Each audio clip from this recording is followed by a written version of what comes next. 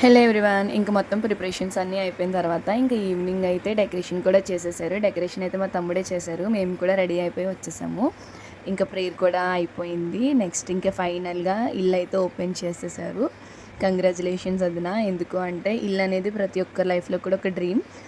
ఎన్నో struggles face చేసి మనం ఒక ఇల్లు కట్టుకుంటాము. దాన్ని బట్టి మనం హ్యాపీగా ఉండాలి.